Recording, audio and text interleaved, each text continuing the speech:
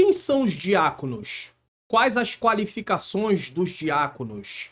Quais as funções dos diáconos? O que a Bíblia fala sobre eles no livro de Atos? É sobre isso que iremos tratar hoje no nosso programa. Entendes tu o que lês?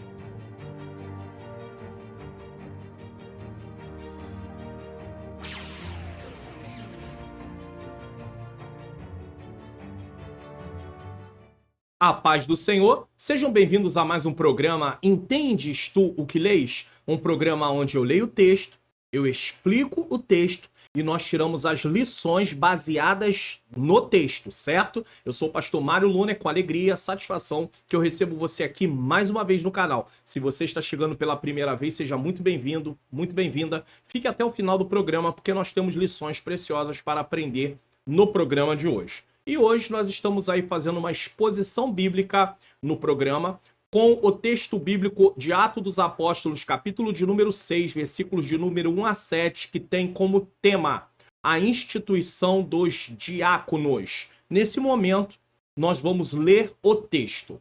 Ora, naqueles dias, crescendo o número dos discípulos, houve uma murmuração dos gregos contra os hebreus, porque as suas viúvas eram desprezadas no ministério cotidiano. Lembre-se que ministério aqui é serviço. E os 12, convocando a multidão dos discípulos, disseram: não é razoável que nós deixemos a palavra de Deus e sirvamos às mesas. Escolhei, pois, irmãos, dentre vós, 7 varões de boa reputação, cheios do Espírito Santo e de sabedoria, aos quais constituamos sobre este importante negócio. Veja que a posição dos diáconos é um importante negócio. Mas nós perseveraremos na oração e no ministério da palavra. E este parecer contentou a toda a multidão e elegeram Estevão, homem cheio de fé e do Espírito Santo, e Filipe, e Prócoro, e Nicanor, e Timão, e Pármenas, e Nicolau, prosélito de Antioquia. E os apresentaram ante aos apóstolos, e este, orando, lhe impuseram as mãos. E crescia a palavra de Deus em Jerusalém, se multiplicava muito o número dos discípulos, e grande parte dos sacerdotes obedecia à fé.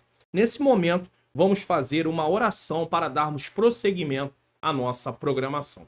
Senhor, meu Deus e meu amado Pai, Pai amado e Pai querido, em nome do Teu Filho amado Jesus Cristo, eu te rendo graças por mais uma oportunidade de estar aqui para poder realizar o programa Entendes tu o que lês? Senhor, eu necessito da Tua graça, eu necessito, Senhor, da iluminação do Teu Espírito sobre a minha mente, para que eu ensine as verdades de acordo com o que está na Tua palavra. Ilumina a mente daqueles que estão assistindo, para que eles possam compreender e juntos possamos colocar em prática a Tua palavra. Tira todo o impedimento, toda a barreira, tudo aquilo que não provém da Tua parte. Nos dá um programa, mais uma vez, edificante, para a glória do nome do Teu Filho Jesus Cristo.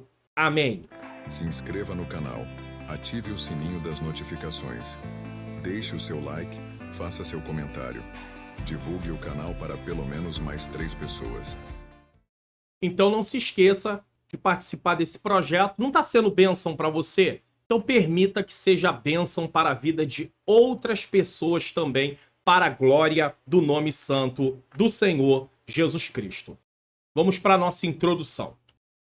A congregação cresceu com tanta rapidez que os apóstolos não conseguiam lidar com a distribuição diária de alimentos e, como resultado disso, alguns judeus gregos foram negligenciados. Porque, na verdade, esses judeus estavam reclamando, judeus gregos de fala grega, estavam reclamando que as viúvas deles não estavam sendo assistidas, porque a demanda era muita e não tinha como os apóstolos resolver tudo isso. Não havia como. É encorajador traçar o crescimento da igreja. 3.000 creram em Atos 2:41. Depois o número de crentes crescia diariamente em Atos 2:47. A seguir, o número de membros da igreja passou para 5.000 homens em Atos 4:4. E esse número multiplicou em Atos 6:1. E mais uma vez o número multiplicado cresceu muito em Atos 6:7, conforme nós lemos. Nessa passagem, de Atos 6, do 1 ao 7, somos guiados a compreender as razões intrínsecas para a existência dos diáconos e sua significativa contribuição na obra do Senhor. Eu quero desde já deixar aqui um esclarecimento. Hoje, algumas igrejas também separam para diaconisa. Então, essa mensagem serve tanto para os diáconos como para as igrejas que separam diaconisas. Não vou entrar aqui no mérito. Ah, pastor, mas eu acho que não é bíblico. 1 Timóteo, capítulo 3, o versículo que vocês vão usar, não tem base, eu acho que não concordo. Tudo bem. Se você não concorda, é um parecer seu, eu respeito.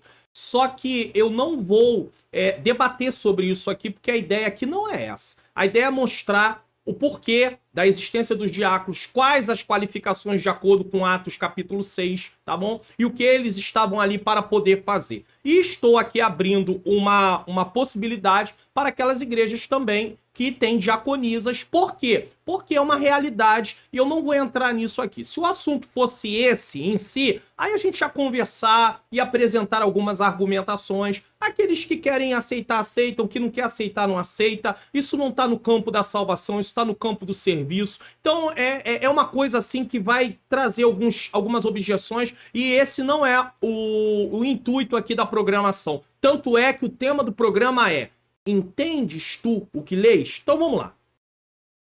O desdobramento do ministério, a necessidade de divisão de tarefas e o chamado à cooperação surgem como alicerces sólidos que nos convidam a explorar o papel vital que esses servos desempenham na edificação da comunidade cristã. Primeiro, as razões da existência dos diáconos.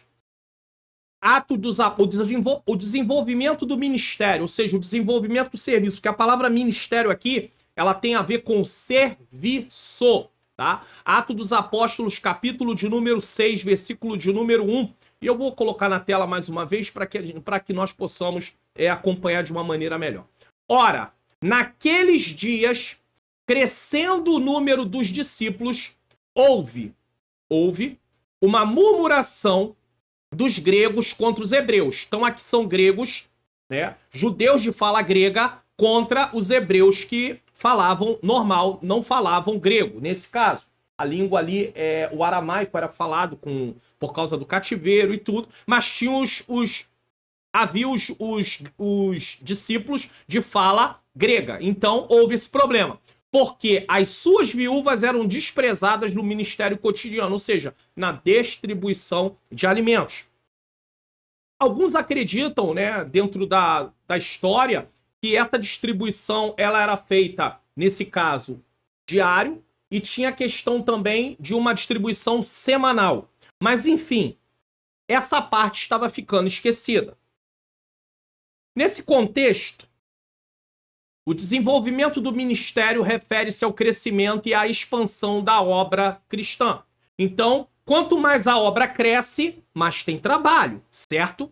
Com o aumento da comunidade, ou seja, das pessoas que estavam aceitando Jesus, primeiro 3 mil, daqui a pouco 5 mil e continuava aumentando, novas demandas e responsabilidades surgiram, tornando necessário um planejamento estratégico para garantir a eficiência na prestação de serviços e cuidados.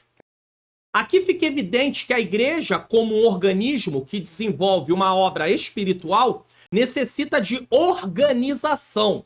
Isso envolve uma estrutura organizacional. E aqui é interessante falar sobre isso, porque parece que na cabeça de algumas pessoas, tudo vai para o campo espiritual. Então as coisas vão se resolver espiritualmente sem nenhuma ação humana.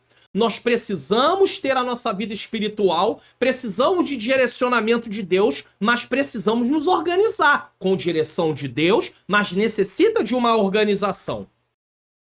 Infelizmente, em muitas igrejas locais, é negligenciada a necessidade de remodelamento em sua estrutura organizacional de acordo com as necessidades crescentes. Então, surgem novas necessidades, a igreja precisa remodelar sua estrutura.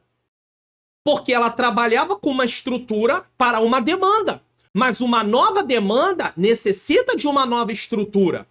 Por exemplo, nós estamos aqui, esse programa está sendo realizado no meu canal no YouTube, que é um dos produtos, um dos serviços do Google. Muito bem. Imagine você que o Google criasse uma estrutura para receber, tá? Seja por hora, vamos falar aí por hora, X acessos. Pessoas acessando. Digamos que ele criasse uma estrutura para 1.000 pessoas acessarem por hora. Isso aqui, é claro, é um valor irrisório. É claro que não tem nada a ver com a realidade. Mas é só para você entender. Digamos que até ali estava funcionando. Só que agora cresce a audiência do Google. E aí o que acontece?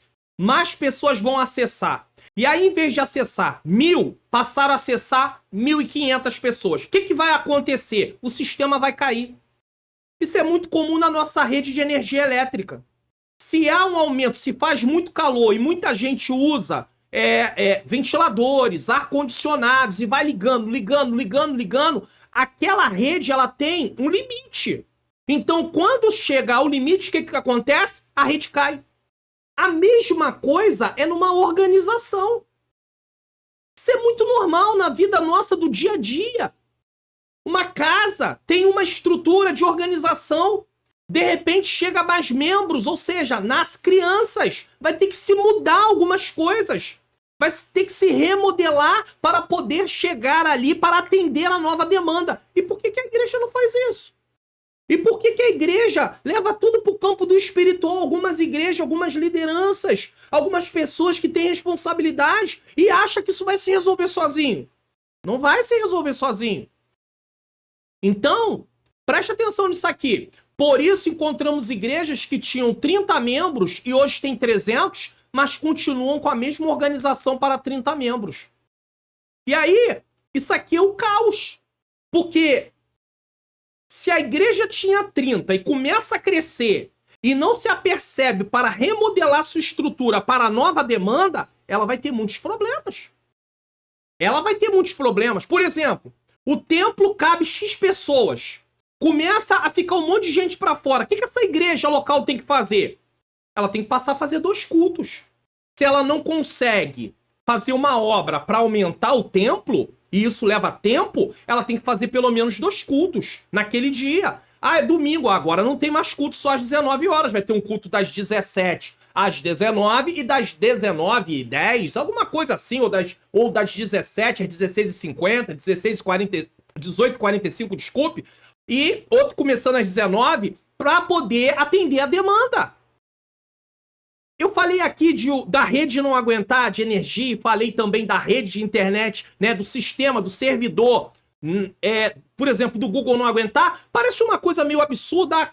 Às vezes cai o sistema. WhatsApp, Facebook, Instagram, cai. Imagine. Por quê? Porque não conseguiu, às vezes. Recentemente eu estava participando de um evento na internet e esse evento foi pedido para a gente poder preencher um formulário e esse formulário é preenchido no Google Formulário, né? Google Forms, nesse caso. Só que foram tantos acessos, foram mais de 10.000 acessos no mesmo momento, caiu a rede do Google. Como é possível? A rede do Google caiu, pum, desabou. Porque aquele serviço não está preparado para uma demanda tão grande de todo mundo ao mesmo tempo e ao mesmo tempo no lugar. E caiu. Então, irmãos, nós temos que levar isso em consideração. Não dá para uma igreja que tinha 30 membros continuar agindo com a mesma organização para 300. A demanda mudou. É o que está acontecendo com a igreja primitiva aqui. Tinha 120 no início. Já passou de 5.000. Vamos lá. Número 2. Isso aqui é importante salientar. Número 2. A divisão de tarefas. É uma das coisas que a obra de Deus tem sofrido demais. É por se concentrar as tarefas em determinada pessoa ou determinadas pessoas. E não querer dividir. Porque parece que o nosso coração está sendo tomado de ciúme. E nós ficamos com ciúme que as pessoas começam a se apegar a quem está ali na responsabilidade. Então não vamos dar responsabilidade. Porque senão as pessoas vão se apegar. Mas isso é inevitável. É relacionamento. Não tem como. Não tem como. Se tem uma pessoa que faz um bom trabalho, as pessoas vão se apegar a ela. Mas vê o caráter dessa pessoa. Nós vamos passar aqui com as qualificações que eles tinham que ter. Então escolha pessoas que tenham uma qualificação, que preencha as qualificações e o restante é com Deus. Ah, pastor, mas tem vezes que a gente escolhe gente que tem qualificação, ora o Senhor, e no final as coisas não dão muito bem. Ué, então o Senhor permitiu que acontecesse, porque se você orou, se você respeitou as qualificações e mesmo assim aconteceu, é uma forma da gente crescer. É um momento que Deus permite algumas coisas acontecerem, não é que ele causa, ele permite algumas coisas acontecerem para ver como é que eu vou lidar com aquilo, você vai lidar com aquilo. Agora, nós precisamos dividir tarefas. Ninguém faz nada sozinho, não. Não tem como. Você tem limite. Eu tenho limite. Tem limite, não tem como. 2, a divisão de tarefas. Deixa eu colocar aqui novamente a Bíblia. Versículos 2 e versículo 4. E os 12, convocando a multidão dos discípulos, que era uma multidão, tinha mais de 5.000, disseram: não é razoável que nós deixemos a palavra de Deus e sirvamos as mesas. Eu queria usar isso aqui numa outra versão. Vamos lá. Nara. Então, tá aqui. Então os 12 convocaram a comunidade dos discípulos e disseram: não é razoável, mesma coisa. Vamos colocar aqui na NVI. Por isso, descer um pouquinho aqui. Por isso os 12 reuniram todos os discípulos e disseram: não é certo negligenciarmos. Está falando de negligência aqui. O ministério da palavra de Deus, a fim de servirmos à mesa. Vamos além, King James. Então os 12 reuniram todos os discípulos e propuseram: não é sensato negligenciarmos o ministério da palavra de Deus. NVT. Por isso os 12 convocaram uma reunião com todos os discípulos e disseram: nós, apóstolos, devemos nos dedicar ao ensino da palavra e não à distribuição de alimentos. Então, eles estão estabelecendo o que aqui? Tarefas, dividindo tarefas. Versículo 4. Vamos voltar para a Almeida Revista Corrigida. Mas nós perseveraremos na oração e no ministério da palavra, ou seja, da pregação, da instrução. Palavra para poder evangelizar e, ao mesmo tempo, para instruir aqueles cristãos. Certo? Certo. Vamos lá. Cadê? Então, vamos continuar aqui. A divisão de tarefas destaca a necessidade de designar funções específicas a indivíduos qualificados, visando a eficiência na realização das atividades ministeriais. Esta abordagem permite que as responsabilidades sejam distribuídas de acordo com as habilidades e dons de cada pessoa. E aqui tem um problema. Eu sei que a obra de Deus vai haver momentos que vai ter necessidade, vai ter pessoas que não têm diretamente uma habilidade, não têm um dom, não recebeu um chamado específico para aquela área, mas por necessidade vai estar atuando até Deus levantar alguém que foi chamado para aquela área. Agora, não tem como a mão trabalhar como o olho. Não tem como o olho trabalhar como boca. Não tem como a boca trabalhar como mãos, pés. É impossível. Então, tem coisas que dá para poder fazer. Mas tem coisas que não há como fazer. Então, nós precisamos ver, olhar, orar, pedir a Deus para que Deus possa enviar pessoas. Porque, por exemplo, uma área dentro da obra do Senhor, parte do louvor, quem toca. Se a pessoa não souber tocar, não adianta você colocar uma guitarra na mão dele, um violão na mão dele ou dela. Não adianta, porque ele não vai saber tocar. Eu tô falando de não saber mesmo. Então ele primeiro precisa ser treinado, ela precisa ser treinada. Vai ter um custo, não tem jeito. Vamos orar. O Deus, dono do ouro e da prata, ele pode enviar o recurso, mas vai ter que ter um custo, porque a pessoa não sabe. Ela até tem vontade de ajudar, mas como é que ela vai ajudar se ela não sabe? Não tem como. Até porque isso é uma coisa que quem tá passando lá fora tá ouvindo. E aí vamos parar e pensar. Como é que alguém vai ser atraído por um louvor onde tem alguém lá tocando que não sabe nada? Não sabe o que é dó, não sabe o que é ré, não sabe o que é mi, não sabe o que é fá, não sabe nada. Sabe nada. Não sabe tocar mesmo, de verdade. E tem gente que nem conhece direito, né? Não sabe ler uma cifra, mas tem ali o talento. Recebeu de Deus esse talento. É diferente. Mas eu tô falando de gente que não sabe. Então, nós temos que ter muito cuidado. Então, vamos procurar as habilidades, os dons. E aqui nos ajuda até a entender uma coisa. Às vezes você fala assim, eu não sei para que Deus me chamou. Quais são as aptidões que você tem? O que você gosta de fazer na vida? Pelo que você gosta e as habilidades que você tem, você pode descobrir alguma coisa, um início ali do que você pode ser útil na obra de Deus. Porque você vai ser só útil na obra de Deus dentro daquilo que você sabe fazer. Dentro daquilo que você tem prazer de fazer.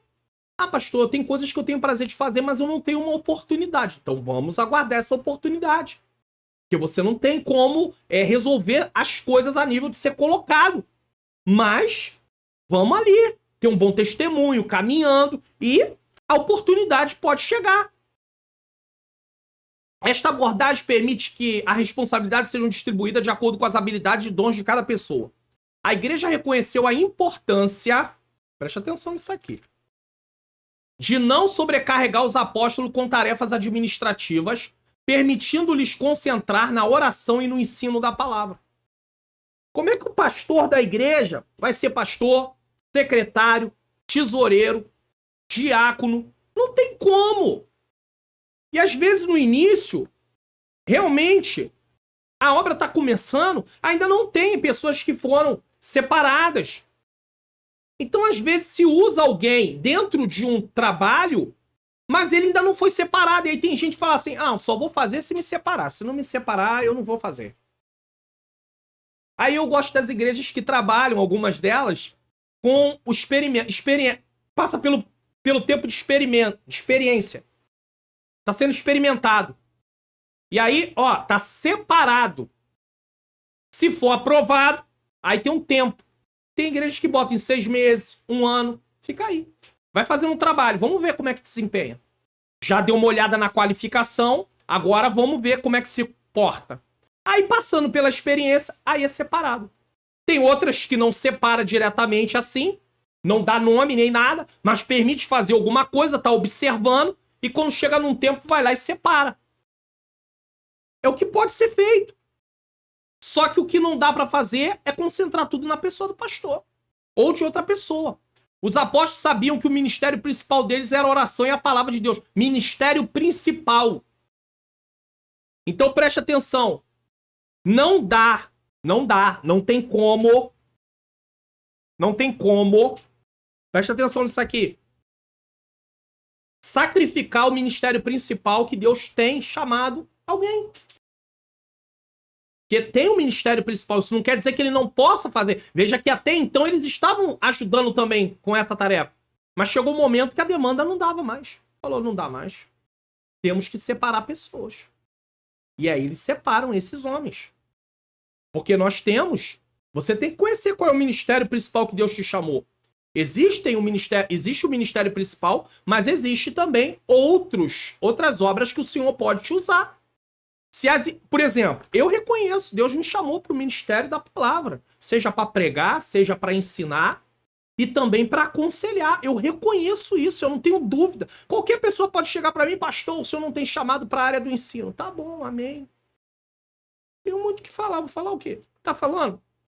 Mas isso não vai entrar no meu coração, porque eu tenho certeza, através de tudo que eu vejo o Senhor realizando. As convicções que Deus colocou no meu coração porque primeiro Deus coloca a convicção no nosso coração, isso aqui não é soberba. E também as confirmações que vêm pelo que as pessoas falam. Então eu tenho certeza, tanto para pregar, ensinar e aconselhar. Tenho certeza, é uma tríade aqui, que não tem como desunir. Eu tanto posso ir lá pregar, como eu posso ensinar, como eu posso aconselhar pela bondade de Deus. Tem pessoas que foram chamadas mais para o ministério do ensino, mas não foram chamadas diretamente para a parte de pregar para a igreja. Estou falando de pregação para o não cristão, estou falando de pregação para a igreja. Instrução, mas na forma de pregação. Tem pessoas que são excelentes professores, mas se você botar para pregar, ele não consegue. Tem pessoas que são excelentes pregadores, mas não conseguem ensinar. Por quê? Porque ele não tem, mas tem pessoas que Deus deu os dois para ele. Tanto a questão da pregação para a igreja, como a questão do ensino. Tem uns que não têm a parte do aconselhamento, mesmo pregando, ou mesmo ensinando. Mas tem aqueles que Deus deu o aconselhamento também. Ué, ele é que dá, ele que faz, certo? Os apóstolos sabiam que o ministério principal deles era a oração e a palavra de Deus. Se as igrejas locais permitirem que seus pastores sigam Atos 6:4, mas nós perseveraremos na oração e no ministério da palavra. Se as igrejas permitissem isso, trabalhassem em favor disso, e aqui nós estamos falando dos membros, haverá crescimento em força espiritual e número de membros. Eu sei que existem igrejas locais que não comportam assumir a responsabilidade ainda de sustentar seu pastor. Mas um pastor com tempo integral na obra, ele vai produzir muito mais. E veja bem, não é porque ele tem tempo integral que ele não vai ter o momento dele. Ele não tem como trabalhar 24 horas por dia. Ninguém trabalha. Nem eu, nem você, nem ninguém. Então não existe isso. A não ser que seja um plantão. Aí 24 por 72, por 96. Aí é outra situação. Ele vai ficar 4 dias sem fazer nada. Né? Ou vai fazer alguma coisa em outro lugar. Não é disso que eu tô falando. Então o pastor ele tem um momento que ele tem que descansar. Certo? Tem até aqueles que tiram um mês no ano para poder descansar com a família. Não tem nenhum problema. Tá descansando de Deus. Não é férias de Deus.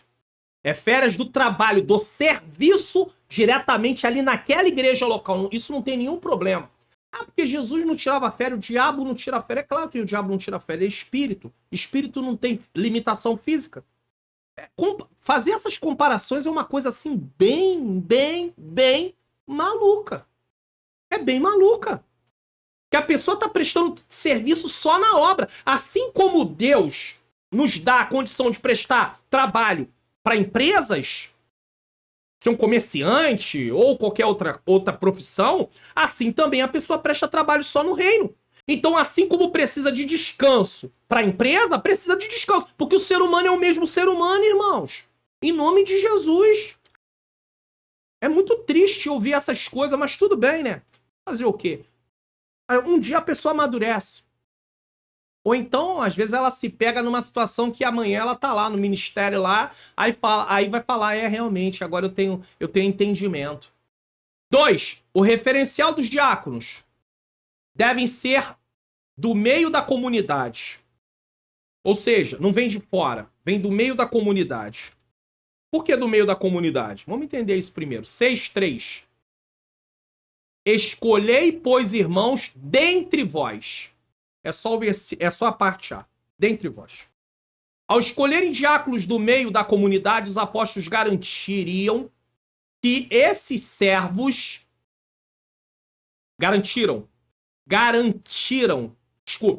que esses servos já estivessem familiarizados com as dinâmicas locais, facilitando assim a prestação de assistência direcionada e eficaz. Como é que uma pessoa de fora vai conhecer a demanda da casa? É por isso que hoje existem muitos lugares sofrendo. E aqui eu não estou condenando pregadores itinerantes não, tá? Eu quero deixar isso muito claro. Mas quando se convida alguém de fora para pregar numa determinada igreja, hoje, infelizmente, existem demandas loucas. Deixa eu falar aqui. Demandas loucas. Tem pregadores que pregam segunda, terça, quarta, o mesmo pregador, tá? Em vários lugares. Segunda, terça, quarta, quinta, sexta, sábado, domingo. Segunda, terça, quarta, quinta, sexta, sábado, domingo. Alguns desses pregadores escolhem um texto. Alguns, não são todos. Escolhe um texto e aí diz, essa semana eu só vou pregar esse texto. A pergunta que eu não posso deixar de fazer é, todas as igrejas que ele foi convidado precisam desse mesmo texto? A resposta é óbvia, não. Então a igreja vai sofrer. Certo? Existem aqueles que são convidados por uma festa que tem um tema. Eu, particularmente, se me convidar com um tema, eu vou pregar no tema. Agora, saiba de uma coisa, eu vou ler o texto, eu vou explicar o texto e não adianta ter pego aquele tema querendo formular um tema que não está dentro do texto, que eu vou explicar o texto e vou tirar as lições do texto. Mas tem gente que vai ser convidado tendo tema e não vai respeitar o tema. Ele vai pegar a mensagem dele, que já está pronta e que ele pregou segunda, terça, quarta, quinta, agora também sexta, tá lá na igreja, sábado e vai pregar domingo também. Então, quando se pega alguém da casa que conhece, ele tem muito mais chance de atender a necessidade que o pastor ou os obreiros da casa, quando são ali preparados e também são avisados com um pouco de antecedência, porque é justo isso não é injusto, isso é muito justo, né? Essa questão de dizer assim, é pelo Espírito. O Espírito não sabe o que vai acontecer daqui a 10 anos, não? Que Espírito é esse? Não é o Espírito Santo. O Espírito Santo sabe o que vai acontecer daqui a 10 anos. Então esse negócio de dar as coisas em cima da hora e dizer que foi pelo Espírito, isso é desculpa de gente que não tem organização. Quem não tem organização usa o Espírito Santo como muleta. Desculpa, é uma desculpa que a pessoa está usando. Porque o mesmo Espírito que sabe o que está acontecendo agora, sabe o que vai acontecer daqui a 2 meses, 1 ano, 2 anos. Por isso que nós podemos programar uma festa, orar ao Senhor, já convidar pregadores daqui a 1 ano, sem nenhum problema. Nenhum problema. Mas pode acontecer um imprevisto. Imprevisto acontece até de um dia para o outro. Não é porque você convidou com 1 ano de antecedência, não. 1 mês de antecedência, não. 15 dias de antecedência, não. 1 semana de antecedência, não. Então, você vê que coisa interessante. Então, os diáconos estariam familiarizados, que eram da casa. Vamos lá, 2. Devem ser autorizados pelos líderes principais. Não é ele que se autoriza, não? Tem que ser autorizado pelos líderes principais nesse caso? Tem que ser autorizado. Vamos lá? Versículo 6. E apresentaram antes os apóstolos, e estes, orando, lhe impuseram as mãos. Os apóstolos disseram, escolhei dentre vós. Sabe quem foi que escolheu? A igreja. Foi a igreja que escolheu. Porque eles iam servir a igreja. Então o pastor da igreja, ele tá lá, dirigindo. Só que nesse tempo, quem escolheu eram os apóstolos, né? Que estavam dirigindo. Foi a igreja. A igreja apontou. É a igreja que reconhece o chamado na nossa vida. O pastor vai lá e coloca, mas ele vai servir a igreja, o obreiro. A autorização pelos líderes principais destaca a importância da ordem e reconhecimento na nomeação dos diáconos. Ninguém se faz diácono. Ninguém se faz presbítero. Ninguém se faz pastor. Ninguém se faz evangelista. Ninguém se autoconsagra, apesar que hoje está acontecendo isso em alguns lugares. Tem pessoas que saem numa posição e ele mesmo se intitula e ele aparece. Ele não foi ordenado, ele não foi comissionado diretamente, tá? Por uma liderança, porque Deus dá autoridade para a liderança. Pastor, mas demora muito. Demora muito. Casos e casos. Mas mesmo nos casos mais difíceis, aonde a pessoa está sendo ali cozinhada num banho-maria, isso não justifica ela se autoconsagrar. Isso não justifica, porque aí tira a ordem. Deus sempre estabeleceu ordem, autoridades na obra dele. Sempre colocou líder. Desde o Antigo Testamento, direto. Então, irmãos, fica difícil, né? Isso assegura que esses servos sejam investidos de autoridade espiritual e estejam alinhados com a visão e a direção da liderança. Porque se eles se separarem por conta dele, eles não vão atender, eles não vão ter direção, eles não vão ter uma liderança, eles vão fazer o que eles quiserem. Então precisa ser designado por uma liderança. O insubordinado é aquele que não quer ter líder. E na maioria das vezes ele se faz líder. E um líder insubordinado, ele vai produzir líderes insubordinados, pessoas insubordinadas. Sabe disso? Ele vai produzir. Porque aquilo está nele. Então não podemos ser insubordinados. Temos que reconhecer a liderança. Então, eles foram autorizados por uma liderança. Foi a liderança que reconheceu. Está precisando mudar isso aqui. Vamos reestruturar. Diáconos. Escolhe aí dentre vós, 7 varões. E aí, deu as qualificações. Certo? Os requisitos dos diáconos. Vamos lá. Versículo 3, parte B. Versículo 3, parte B. Vamos lá. Que diz assim. Eu gosto de colocar na tela para que você possa acompanhar e ver que eu não estou aqui falando nada de mim mesmo. Escolhei dentre vós 7 varões de boa reputação, cheios do Espírito Santo, sabedoria, aos quais constituamos sobre este importante negócio. Então vamos lá. Os requisitos de serem servos ressalta a natureza humilde e voltada para o serviço que os diáconos devem possuir. Ou seja, devem ser servos, que eles vão ali para servir. Ministério é serviço. No nosso português, a palavra ministro é carregada de uma posição que quem assume ostenta aquilo. Ele é ministro. Ministro da Justiça, ministro da Fazenda, ministro do Planejamento, ministros do STF. Mas na Bíblia, a palavra ministro é servo. É um serviçal.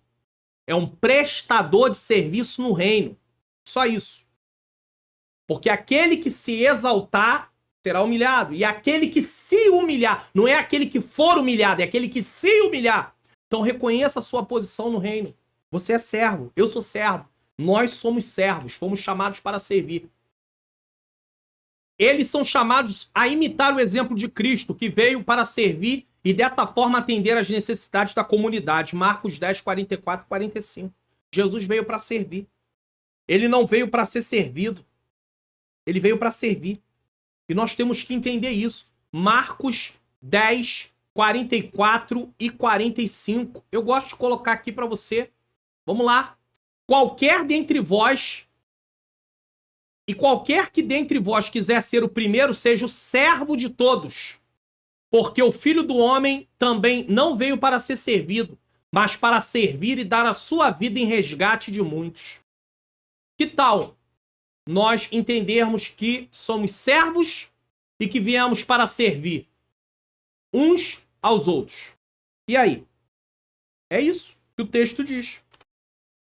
E Jesus é o nosso exemplo. Devem ter boa reputação, eu já li. Vamos lá. A boa reputação destaca a importância do testemunho cristão dos diáconos na comunidade. Nós estamos tratando de diáconos, mas essa questão aqui, nós temos que ter bom testemunho, como todos os cristãos devem ter. Mas já que nós estamos tratando aqui especificamente de diáconos, então eu estou concentrando só nos diáconos e também nas diaconisas, aonde a igreja separa diaconisa. Isso contribui para a confiança e a aceitação por parte dos membros da igreja. Como é que uma pessoa que não tem boa reputação vai prestar serviço no reino? Dentro da igreja local? Não dá, não tem como. 3. Devem ser cheios do Espírito Santo. Atos 6, 3. Este requisito destaca a importância da plenitude do Espírito Santo na vida dos diáconos. Ser cheio do Espírito Santo implica em ser guiado, capacitado, influenciado e revestido por ele em todas as áreas da vida e serviço. E aí, para Lucas, ser cheio do Espírito Santo está ligado a ser batizado com o Espírito Santo também. Mas nós vemos na Bíblia, no Novo Testamento, Paulo diz, enchei-vos do Espírito Santo. Tá? Enchei-vos do Espírito. Quando ele fala, não vos enchei-vos do vinho onde há contenda, mas enchei-vos do Espírito. Ali Paulo está falando de encher do Espírito no sentido de ser guiado. Ele está indo para a parte do fruto do Espírito. Transformação de vida, transformação de caráter. Essa plenitude é vital para a eficácia do ministério, sendo evidente quando eles demonstram frutos do Espírito, como amor, alegria, paz, paciência, amabilidade, bondade, fidelidade, mansidão e domínio próprio. E isso aqui, o fruto do Espírito, tem que todo crente ter, tá? Essa plenitude capacita os diáconos a servirem com uma motivação e no poder do Espírito Santo. Então eles não perdem a motivação. Eles não têm uma motivação distorcida. Tipo, eu tô aqui servindo para me promover. Eu quero ser visto. Não, eles sabem que são servos. Estão prontos para servir. Não é o nome deles que tem que ser destacado, é o nome de Jesus.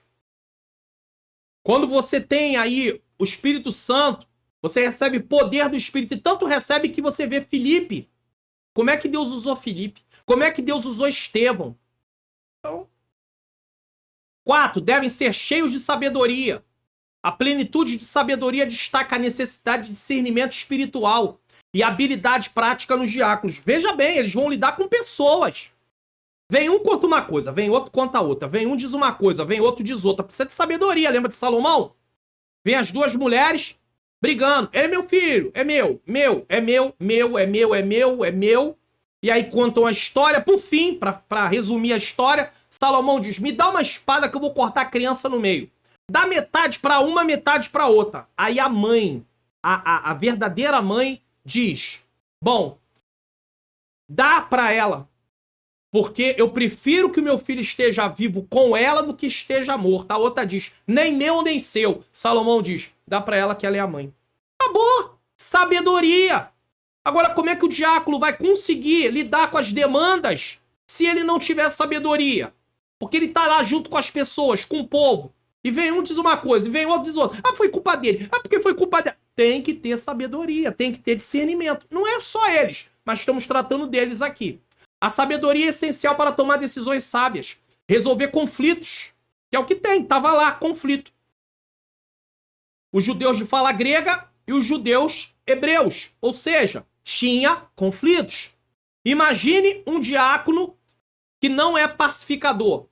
Quanto prejuízo ele pode trazer com sua conduta na igreja? E aí ele toma partido, começa a defender, bota fogo na fogueira. Ih, ele falou mesmo. Ela falou mesmo. Ih, falou mesmo. Aí a diaconisa tá lá. Ih, ela falou mesmo. Pior que falou. Não. Não pode ser assim. De maneira nenhuma. A sabedoria transcende a mera inteligência, envolvendo a aplicação prudente do conhecimento à luz dos princípios bíblicos.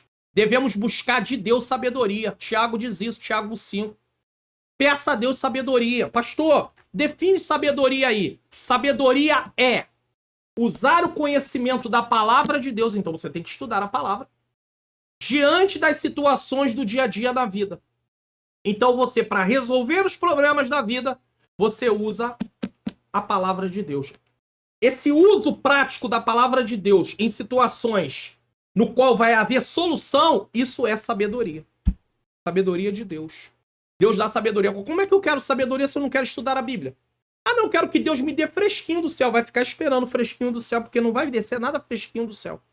Para poder ter, Deus manifestar sabedoria, a manifestação da sabedoria de Deus se dar na sua vida, é preciso que você tenha conhecimento da palavra, senão não vai ter sabedoria.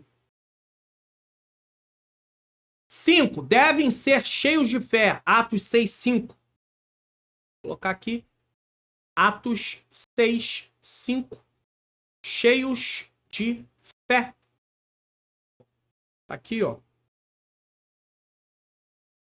E este parecer contentou a toda a multidão e elegeram Estevão, um homem cheio de fé e do Espírito Santo. Fez uma menção ali diretamente a Estevão. O requisito de ser cheio de fé enfatiza a confiança inabalável nos propósitos de Deus e na fidelidade de Cristo. Também envolve um caráter de alguém em quem se pode confiar. Porque a palavra fé também pode ser traduzida como fidelidade. Então é alguém que se pode confiar. É fiel a Cristo, tem confiança no Senhor, mas é uma pessoa fiel também no sentido de poder ser confiável. É uma pessoa confiável. A fé dos diáconos não apenas influencia a sua relação pessoal com Deus, mas também sustenta e inspira a comunidade. Imagina, olhavam para Estevão e, meu Deus, que servo. Olhavam para Filipe, meu pai, que servo. Ela é fundamental para enfrentar desafios, superar obstáculos, a fé e manter uma postura perseverante no serviço ao Senhor. 6. Devem ser cheios de graça. Devem ser cheios de graça. Versículo 6. Versículo 8. Esse versículo não entrou na leitura. Deixa eu colocar aqui, me desculpe. E Estevão, cheio de fé e de poder. Só que a palavra poder aqui, quando a gente muda para ara, é cheio de graça. Então a palavra poder ali, no original, a palavra usada é charis. Graça aqui é charis, tá? Então, aqui, ó, na Almeida, e cheios de fé e de poder. Poder aqui, no caso, tá? Cheios de fé e de poder. E aqui, cheio de graça e de poder. Então a palavra fé, aonde aqui tá fé, é graça. Então por isso que foi colocado, nesse caso, devem ser cheios de graça. Cheios de graça destaca a capacidade dos diáconos de agir com bondade, compaixão, generosidade em suas interações com os outros. A graça aqui não é apenas se referendo ao favor não merecido de Deus, mas também a atitude graciosa que os diáconos devem ter em relação aos membros da comunidade e àqueles a quem servem. O tratamento que eles tratam também. Eles não vão só favorecer uns, desfavorecer outros, não. É para com todos. 7. Devem ser cheios de poder. Aí eu li também. O requisito de ser cheio de poder destaca a necessidade de uma capacitação divina para realizar as tarefas designadas. Esse poder não é meramente humano, mas uma manifestação da presença e força do Espírito Santo na vida dos diáconos. Capacitados por esse poder, eles podem enfrentar desafios espirituais e práticos com a confiança e eficácia. Com confiança e eficácia. 4. Os resultados da instituição dos diáconos. Vamos lá?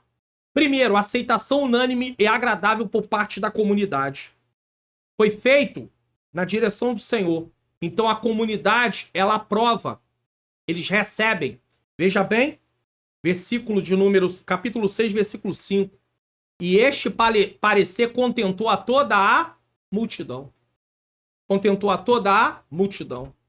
A aceitação unânime dos diáconos pela comunidade reflete a sabedoria divina na escolha desses servos, resultando em um ambiente harmonioso e cooperativo. E aí, não foi tão difícil escolher, por quê? Porque os apóstolos disseram para eles o que eles deviam procurar nos homens que iam escolher. E eles procuram, e eles sabem quem preenche essas qualificações, e eles separam, eles apresentam. Nesse caso, eles elegem, certo? 2. Expansão e obediência da palavra, versículo 7. Resultou nisso. Por quê? Ó, versículo 7. Apertando alguns botõezinhos errados às vezes. Vamos lá. Versículo 7. E crescia a palavra de Deus em Jerusalém, se multiplicava muito o número dos discípulos e grande parte dos sacerdotes obedeciam à fé. Então, no momento que os apóstolos têm tempo para poder estar focando na pregação da palavra, na instrução, tá? E ao mesmo tempo, na oração, a igreja está crescendo. E crescia a palavra de Deus em Jerusalém, se multiplicava e expandindo. Os apóstolos tinham um tempo que precisavam. Os resultados positivos incluem a expansão da comunidade cristã e a obediência à palavra de Deus, indicando que a instituição dos diáconos contribuiu para o crescimento saudável da igreja primitiva. Por quê? Houve divisão de tarefas. Às vezes uma igreja fica estagnada, uma igreja local... Preste atenção nisso aqui. Às vezes uma igreja local fica estagnada, por quê? Porque ela não tem mais como crescer, porque a pessoa que está lá na frente, ou quem foi designado, mais de uma pessoa, eles já não dão conta. Tem que dividir mais. Não quer dividir? Não vai crescer. Vai viver o efeito rodoviária. Entra gente, sai gente, entra gente, sai gente. A igreja continua com um número que é aceito, né? E aí diz, a obra de Deus está crescendo. Está crescendo não, ó. Se estivesse crescendo, ou aumentava o número de cultos, ou tinha que aumentar o templo. Se não aumenta o templo e nem aumenta o número de culto, a igreja não está crescendo. Está tendo um efeito que eu chamo de rodoviária. Entra gente, sai gente. Entra membros, fica um tempo, daqui a pouco sai, entra outros, fica um tempo, daqui a pouco sai, entra outros, fica aquele rodízio. E tem aqueles que ficam ali direto, permanentemente. Isso não é crescimento. Certo? Conclusão da nossa exposição bíblica de hoje. Hoje somos convocados a refletir sobre a relevância contínua dos diáconos em nossas comunidades. Ao nos alinharmos com os princípios estabelecidos nas Escrituras, podemos promover uma colaboração frutífera e um testemunho mais robusto do amor e serviço cristão. Então, nós temos como colaborar com isso. Que em unidade possamos aceitar, reconhecer e apoiar aqueles que se dedicam ao serviço diligente na obra do Senhor, buscando a expansão do reino e a glória do nome que está acima de todo nome. E aqui é importante dizer, ser diácono não é nada desprezível não, tá? É um serviço importante, está lá no texto. Eu não mostrei as qualificações em 1 Timóteo, mas tem mais qualificações para os diáconos que se encaixa ali em Atos também. Então, não pense que é um trabalho qualquer, não. É um trabalho importante. E outra coisa que nós temos que aprender. Tem pessoas que são consagrados a presbítero, depois a evangelista, ou direto de presbítero a pastor, que também não tem nenhum problema em relação a isso, aí não tem nenhum problema. E aí, aí passa lá, tem alguma coisa pra fazer, isso aí é coisa de diácono. E às vezes não tem nenhum lá pra fazer. Qual o problema? Não é porque alguém foi consagrado a pastor que ele deixou de ser diácono, não, porque ele continua sendo prestador de serviço. Todos nós somos servos. Aí começa o problema. A disputa. Não é você que tem que fazer. Não quero saber. É claro que se os diáconos estão ali, mas se tiver uma necessidade, irmãos, em nome de Jesus. Que isso? Aí entra no banheiro da igreja, vê lá papel que caiu no chão, na hora de secar, alguém jogou, deixou cair no chão. E eu vou lá chamar o diácono pra catar esse papel aqui. Eu vou chamar diácono pra catar papel? Irmão, em nome de Jesus, mete a mão no papelzinho, coloca dentro da lixeira, passa sabonete na mão, lava suas mãozinhas, seca as mãos e vai com Jesus continuar cultuando ao Senhor. Não é possível, irmão. Não é possível. Gente que faz isso, eu fico imaginando como é que deve ser a casa dessas pessoas. Não é possível. Tá o tempo todo não querendo fazer nada. É difícil isso, irmão. Você tem permitido que outros irmãos ministrem cooperando com o corpo de Cristo? Ah, eu não gosto desse, eu não gosto daquela. Você tem se colocado à disposição para auxiliar no desenvolvimento do corpo de Cristo? Não tem nenhum problema, irmão. Mesmo sendo pastor auxiliar, eu sou um pastor auxiliar, não sou pastor presidente. Na data que está sendo gravado esse vídeo aqui, no dia 29 de janeiro de 2024, e vai ao ar no dia 30 de janeiro de 2024, eu falo data para ficar gravado, marcado. E às vezes a pessoa fala, 24 de janeiro de que ano? Não sei. Então, eu falo, né, 29 de janeiro de que ano? Então eu falo o ano, 29 de janeiro de 2024, vai ao ar no dia 30 de janeiro de 2024. Eu sou pastor auxiliar. Ué, e nem por isso, se precisar, quantas vezes como pastor auxiliar já fiz serviço de diácono sem nenhum problema? Ah, tem que carregar uma cadeira, tem que tirar isso, tem que organizar aquilo. Qual o problema, irmãos? Em nome de Jesus, nós não podemos ser assim, não. Sabe, parece que entra um espírito de soberba, de grandeza. Você pode baixar gratuitamente os PDFs aqui do canal, tá bom? Acessando o meu canal no Telegram. Pastor, como é que eu vou fazer? Preste atenção. Participe do canal do Pastor Mário Luna no Telegram. Se você ainda não tem no seu celular, baixe o aplicativo do Telegram em sua loja de aplicativos e tenha acesso aos links dos PDFs gratuitos aqui do canal. O link do canal no Telegram está logo no início na descrição desse vídeo. Se você estiver na TV, leia o QR Code na tela. Aguardamos vocês lá. E aí eu coloquei aqui a minha página no Telegram, o meu canal no Telegram. Você vai procurar a postagem que você quer. Lembrando aí que às vezes você vai demorar um pouquinho, dependendo de quando vai ser que você vai procurar. Por quê? Porque agora tem a leitura do Novo Testamento em ordem cronológica, tá? Aqui ainda tá no dia 25, nós já estamos no dia 29, então tem mais ainda. Então você vai ter que rolar um pouquinho a tela. Ou você vê no meu canal aí no YouTube, tem aí um vídeo que ensina você procurar direto na pesquisa, né? Eu ensino como você vir aqui na pesquisa, digitar o que você tá procurando e vai aparecer para você. Mas aí você vai clicar, quando você clicar aqui, aí vai aparecer automaticamente, nesse caso aí, deixa eu tirar aqui, tá? Vai aparecer automaticamente para você aí a página do meu site. Você vai descer. Tem aí alguns vídeos de recomendação, tem aí meus cursos, tem aí alguns cursos da Faculdade Vitória em Cristo, que eu também recomendo, que eu fui aluno e tudo, tá? Da faculdade. E aí tem aqui, ó, clique para baixar. Então tá aqui, arquivos de download desse Entende Tu Que Lês em PDF. Entende Tu Que Lês em PDF. É só você clicar aqui para baixar. Então é muito fácil, muito simples. Não tem como você errar, tá bom? Muito simples. Mais uma vez aí eu falo com você o seguinte. Se inscreva no canal, ative o sininho das notificações. Deixe o seu like, faça seu comentário. Divulgue o canal para pelo menos mais 3 pessoas. Então é isso, tá bom? Nos ajude em oração. Eu e minha menina princesa precisamos de oração, que é minha esposa, Ângela Manhãs Luna. Inclusive ela tá com um projeto do canal, tá? No YouTube aqui também. Mulheres de Fé, Dicas e Devocionais.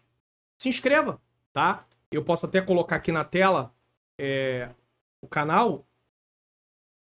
Ó, tá aqui, tá? Tem algumas pessoas que já estão se inscrevendo. E o lançamento aí do canal para publicações a partir do mês de fevereiro de 2024, tá? Vamos começar as publicações. Realmente ainda não tem publicação, mas já tem pessoas que já estão se inscrevendo. Então se inscreva aqui no canal, tá? Eu convido você. E por fim, eu lembro você aí sobre a questão... Por fim, eu lembro você aí sobre a questão do curso online Como Facilitar Meu Estudo da Bíblia. Tá aqui, aparecendo aqui. Quer aprender mais? Quer estudar a Bíblia, não entende a Bíblia? Quer aprender a estudar a Bíblia por métodos, tá? Através de métodos, etapas do estudo bíblico?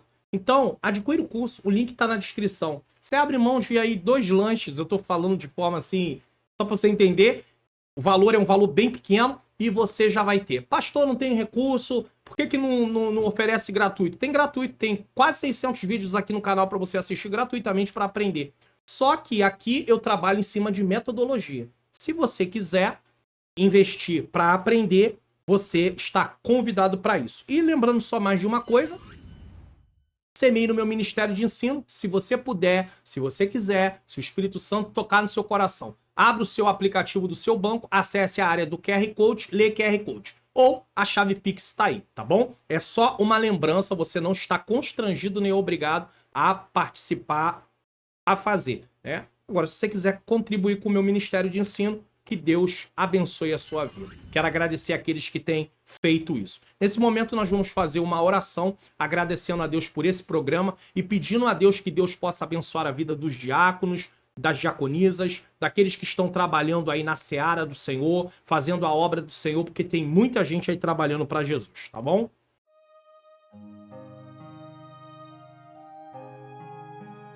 Senhor, meu Deus e meu amado Pai, Pai amado e Pai querido, em nome do teu Filho amado Jesus Cristo, eu te rendo graças, Senhor, por essa rica oportunidade de estar aqui mais uma vez, Senhor, encerrando o programa Entendes Tu que Lês? Senhor, que o que aprendemos aqui possa ser colocado em prática, porque ainda que eu não esteja mais atuando diretamente na função como um diácono, que eu possa lembrar que todos nós somos prestadores de serviço dentro do teu reino e temos que estar aí ativamente para que a tua obra continue sendo realizada. Abençoa cada diácono, abençoa cada diaconisa, dá vitória, repreende todo o mal, tudo que não provém da tua parte. Que o Senhor possa continuar nos ajudando. Toma aqueles que estão com problemas, aqueles que têm deixado o pedido de oração aí no canal, o caderno de oração, Senhor, com cada nome, com cada necessidade, eu apresento em tuas mãos. Que o Senhor continue dando vitória e que vidas possam ser salvas, transformadas, libertas, Senhor. Que soluções possam ser, Pai querido, trazidas, pessoas curadas, enfim, tudo aquilo que é necessário. Eu te rendo graças e eu te agradeço em nome de Jesus. Amém. Deus seja louvado, Deus seja glorificado. Nesse momento, eu vou estar dando a bênção apostólica e deixar vídeo de recomendação na próxima tela, tá bom? Não deixe de assistir, que Deus abençoe sua vida, sua família, em nome de Jesus. Que o grande amor de Deus, a graça do nosso Senhor e Salvador Jesus Cristo e a doce consolação do Espírito Santo seja com todos nós que aguardamos a volta do Senhor, e todos digam juntos, amém!